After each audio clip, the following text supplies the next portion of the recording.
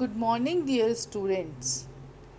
आज हम heterocyclic compounds के बारे में डिस्कस करेंगे जो आपकी पूरा यूनिट बनाता है, जिसमें से 2 क्वेश्चंस पूछे जा सकते हैं। तो इसमें आपको शुरू में 5 मेंबर रिंग के बारे में रिएक्शंस हैं, उसके बाद में 6 मेंबर रिंग पर हम प्रोसीड करेंगे। तो साइक्लिक कंपाउंड्स, जैसा कि आप सभी को पता है, 2 प्रकार के होते हैं। एक साइक्लिक जिसमें कि सभी सदस्य कार्बन परमाणु के होते हैं, तो उन्हें हम बोलते हैं होमोसाइक्लिक कंपाउंड्स। इसी प्रकार से दूसरी प्रकार के साइक्लिक कंपाउंड जिसमें कि हीट्रो एटम प्रेजेंट होता है, उसे हम हीट्रो एटम के अंतर्गत नाइट्रोजन, ऑक्सीजन, फास्फोरस, सल्फर किसी भी तरह का एटम जो है इंट्रोड्यूस हो सकता है, उसे कहा जाता है हीट्रोसाइक्लिक कंपाउंड्स।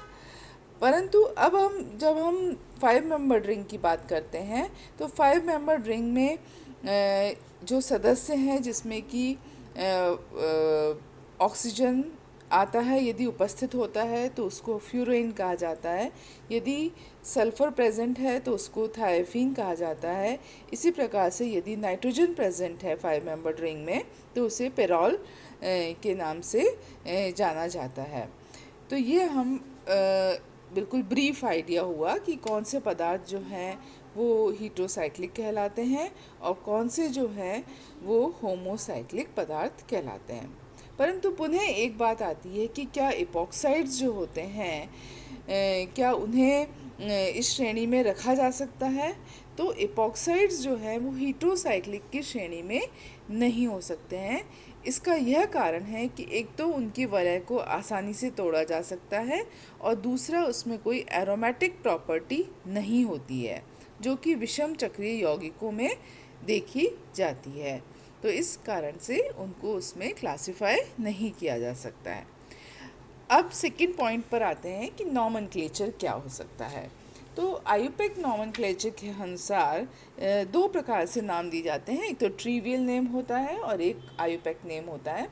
तो जो ऑक्सीजन है उसको ऑक्सा से कहा जाता है, सल्फ़र को थायस से कहा जाता है और नाइट्रोजन को एजा से कहा जाता है। जैसा कि मैंने इसमें एग्जांपल दे रखा है कि यदि 5 मेंबर्ड रिंग है तो उसमें और नाइट्रोजन प्रेजेंट है, तो 5 मेंबर्ड रिंग के लिए ओल कहा जाएगा और एजा जो है वो नाइट्रोजन से आ जाएगा, तो वो एजोल बन जाएगा, जिसका कि ट्रिवियल नेम है पायरॉल, जिसमें कि 5 मेंबर रिंग में नाइट्रोजन प्रेजेंट होता है।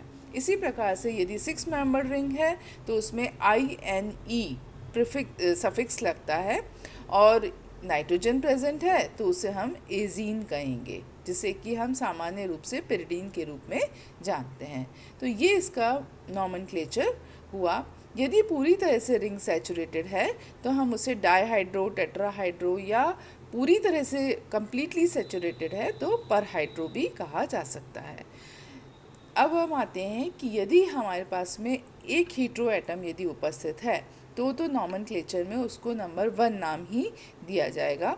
परंतु यदि एक से अधिक हीट्रो एटम उपस्थित है तो वापस से हमें प्रेफरेंस ऑर्डर रखना पड़ेगा, जिसमें कि ऑक्सीजन को first preference, second preference sulphur को देते हैं, फिर नाइट्रोजन देते हैं, फिर फास्फोरस और सिलिकॉन दिया जाता है, जैसा कि स्लाइड में आप देख रहे हैं।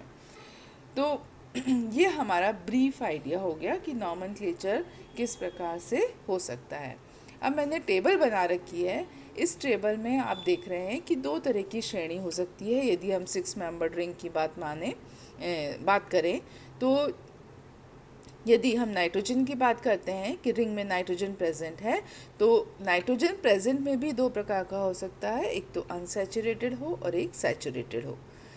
तो जब सैचुरेटेड है तो उसे इंडीन से लिखा जाता है और सैचुरेटेड होने जिसका कि सामान्य नाम है पाइपरिडीन, और इसको आयुपेक नेम में एजीनिडीन भी कहते हैं। इसी प्रकार से यदि वो अनसैचुरेटेड है तो उसे हम एजीन कहते हैं, जिसे कि हम पाइपरिडीन के नाम से जानते हैं। इसी प्रकार से पायरेन और टेट्राहाइड्रो पायरेन जो है, जिसमें कि 6 मेंबर्ड रिंग में ऑक्सीजन प्रेजेंट है, एक में अनसैचुरेटेड है, दूसरे में सैचुरेटेड है। इस तरह से हमने इसे क्लासिफाई किया है। इसके आगे हम आते हैं 5 मेंबर्ड रिंग में। तो यदि नाइट्रोजन एब्सेंट है, जैसे फॉर एग्जांपल सल्फ़र का केस है, तो थायोफीन आपको पता ही है कि अनसैचुरेटेड हो गया। और इसी प्रकार से यदि अनसैचुरेटेड में हमारे पास में 2 नाइट्रोजन प्रेजेंट है तो 1,3-डायएज़ोल, डाई स्टैंड्स फॉर 2, और हमने 1 और 3 पोजीशन जो है वो रिंग में बता दी है कि 1 और 3 पोजीशन पर एजा ग्रुप प्रेजेंट है, मतलब नाइट्रोजन प्रेजेंट है, और ओल जो है because it stands for the 5 membered ring. तो इस तरह से जो है नॉमेनक्लेचर किया जाता है। थोड़ा सा आइडिया हम जब हमारे पास में एक से अधिक रिंग है उसका भी ले लेते हैं। तो इंडोल जैसे कि हम सामान्य नाम की तरह जानते हैं वो क्या है, उसमें बेंजीन के साथ में 5 मेंबर्ड रिंग जो है जुड़ी हुई है, तो उसको हम कहते हैं benzopyrrole, because pyrrole is attach to the benzene, जिसको कि सामान्य जो आयुपैक सिस्टम है उसमें बेंजएज़ोल कहेंगे। ठीक है। इसी तरह से क्यूनोलिन है, उसमें 2 6 मेंबर्ड रिंग है, परंतु बेंजीन के साथ में पिरिडीन अटैच्ड है, तो इसकी जो पोजीशन है वो है 2,3 बेंजोपिरिडीन या 1 बेंजाएजीन, बेंजाएजीन। आइसोक्विनोलिन है तो उसको बोलेंगे 2 benzazine because nitrogen is present at the second 2 position, या फिर 3,4 बेंजोपिरिडीन। तो ये हो गया हमारा सिंपल सा नॉमेनक्लेचर के बारे में हमने डिस्कस कर लिया कि किस किस प्रकार से इसे किया जा सकता है। अब नेक्स्ट है हमारा जो हम 5 मेंबर्ड हीटेरोसाइक्लिक कंपाउंड्स हैं उन पर हम डिटेल जो रिएक्शंस हैं उनके बारे में डिस्कस करेंगे और उसकी प्रिपरेशन के बारे में रिएक्शंस बताएंगे। इसमें सबसे पहला है पायरॉल।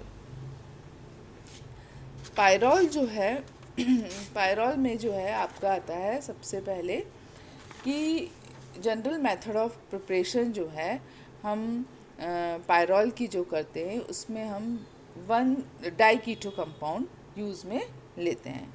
डाइकीटो कंपाउंड क्या होते हैं, जिसमें कि 2 कीटोन समूह जो है 1,4 पोजीशन पर होते हैं। यदि हम इस डाइकीटो कंपाउंड के बारे में थोड़ा सा स्ट्रक्चर देखें तो उसमें आप देखेंगे कि उसमें डाइनॉल फॉर्म में वो कन्वर्ट हो चुका है, और यदि हम क्रमशः इसकी क्रिया अलग अलग रिएक्टेंट से करवाएं तो हमें अलग अलग प्रोडक्ट प्राप्त हो जाएंगे। जैसे कि अमोनियम कार्बोनेट से कराएंगे और अमोनिया की प्रेजेंस में कराएंगे तो उससे हमें पायरॉल प्राप्त हो जाएगा। इसी प्रकार से यदि हम P4S7 के साथ रिएक्शन कराएंगे तो हमें सल्फ़र कंपाउंड मतलब कि थायोफीन व्युत्पन्न प्राप्त हो जाएगा, और यदि P410HO10 के साथ रिएक्शन कराएंगे तो हमें फ्यूरीन डेरिवेटिव प्राप्त हो जाएंगे। तो ये एक जनरल सा हमने प्रिपरेशन को बता दिया कि कहीं आपसे यदि डाइकार्बोनिल कंपाउंड से हीटेरोसाइक्लिक कंपाउंड बनाने की प्रिपरेशन पूछी जाए तो आप इसे इस प्रकार से बता सकते हैं। फिज़िकल प्रॉपर्टीज़ जो है जब हम हीटेरोसाइक्लिक को डिस्कस कर रहे हैं तो बहुत इम्पॉर्टेंट है, बिकॉज इसमें जो है हाइड्रोजन बॉन्डिंग पाई जाती है, और हाइड्रोजन बॉन्डिंग के कारण से इसमें प्रॉपर्टीज़ चेंज होती जाती हैं। दूसरी है कि इसमें जो है बेंजीन की तरह एरोमेटिक प्रॉपर्टीज़ पाई जाती हैं, स्पेशली इसमें सब्स्टिट्यूशन रिएक्शंस पाई जाती हैं जो कि बेंजीन या एरोमेटिक कंपाउंड्स में पाई जाती हैं। तो जो एरोमेटिक बिहेवियर है वो 5 मेंबर्ड रिंग में देखा जाता है। डिटेल में मैं इसके बारे में आपको बाद में बताऊंगी। अभी आप इस स्लाइड पर ध्यान दीजिए जिसमें कि मैंने लिखा है कि जो थायोफीन है उसमें उसकी जो वैल्यू है वो 117 किलोजूल पर मोल है, और जो पायरॉल है उसकी 87.8 है, और फ्यूरेन जो है उसकी 71.1 है। तो ये जो है अनुनाद ऊर्जा है। अनुनाद ऊर्जा के कारण से ये एरोमेटिक बिहेवियर शो करते हैं। यद्यपि ये अनुनाद ऊर्जा बेंजीन की अनुनाद ऊर्जा की तुलना में कम है, तो मतलब character, aromatic character comparatively benzene से कम है, बट स्टिल जो है they show the reactions which are belonging to the aromatic compounds, for example electrophilic substitution reaction. परंतु पुनः हम आते हैं कि ये योगात्मक अभिक्रियाएं नहीं दिखाती हैं, कठिनाई से दिखाती हैं।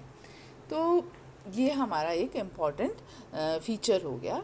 दूसरी बात है कि आपसे कई बार शॉर्ट एक्सप्लेन वाई में या शॉर्ट आंसर में ये पूछा जा सकता है कि जो थायोफीन है उसकी रेजोनेंस एनर्जी अधिक होती है, ठीक है, वो आप कैसे उसको स्पष्ट करेंगे? तो इसका कारण है कि इसमें जो रेजोनेटिंग स्ट्रक्चर है उनकी संख्या का मान अधिक होता है, जिससे कि वो ज़्यादा स्टेबलाइज करती है। और यही कारण है कि जो रेजोनेंस एनर्जी का मान अन्य दो की तुलना में इसमें सबसे अधिक होता है। तो यह हमारा जो है 5 मेंबर रिंग के बारे में हमने थोड़ा सा डिस्कस करा। अब आते हैं नेक्स्ट पॉइंट पर। जैसा कि मैंने आपको इसमें बता रखा है स्लाइड के अंदर कि जो Z है, Z अपना हीट्रो एटम है, तो किस प्रकार से जो है इलेक्ट्रॉन का ट्रांसफ़र होता है और कौन कौन से रेजोनेटिंग स्ट्रक्चर बन जाते हैं। इसके बाद में अब आपको थोड़ा सा इसका भी ज्ञान होना चाहिए कि जो मॉलिक्यूल है 5 मेंबर रिंग है, मतलब कि उसमें जो हीट्रो एटम है वो इसमें इन्वॉल्व है। इन्वॉल्व होने के कारण से इसमें डायपोलर करेक्टर आ जाता है, जो कि एरोमेटिक कंपाउंड्स में नहीं होता है। तो इस कारण से भी जो है इसकी कुछ रिएक्शंस बहुत स्पेसिफिक हो जाती हैं पोलरिटी के कारण से। पोलरिटी के कारण से दूसरा इम्पॉर्टेंट जो करेक्टर आता है वो साथ ही साथ आता है कि इसमें जो रिंग है उसके अंदर 4 कार्बन एटम प्रेजेंट हैं। चारों कार्बन एटम आप देख रहे हैं डबल बॉन्ड से अटैच्ड है, मतलब दो डबल बॉन्ड हमारे प्रेजेंट हैं। इसलिए इसमें जो हाइब्रिडाइजेशन है वो भी sp2 प्रकार का हाइब्रिडाइजेशन होता है। और साथ ही जो स्ट्रक्चर है वो प्लेनर होता है। प्लेनर होने के साथ साथ इसमें 6 पाई इलेक्ट्रॉन जो हैं वो मूव कर रहे हैं, डीलोकलाइज हो रहे हैं। तो ये जो है मैंने आज आपको हीट्रोसाइक्लिक कंपाउंड्स का क्या होते हैं उसका एक ब्रीफ आइडिया दिया, और किस प्रकार से वो रेजोनेंस के द्वारा वो स्टेबलाइज होते हैं और उनमें एरोमेटिक करेक्टर आ जाता है। उसके बारे में मैंने आपको आज थोड़ा सा बताया। इसके बाद नेक्स्ट स्लाइड्स में मैं 5 मेंबर रिंग पर पर्टिकुलर कंपाउंड के ऊपर जाएंगे और उनकी रिएक्शंस को डिस्कस करेंगे। धन्यवाद।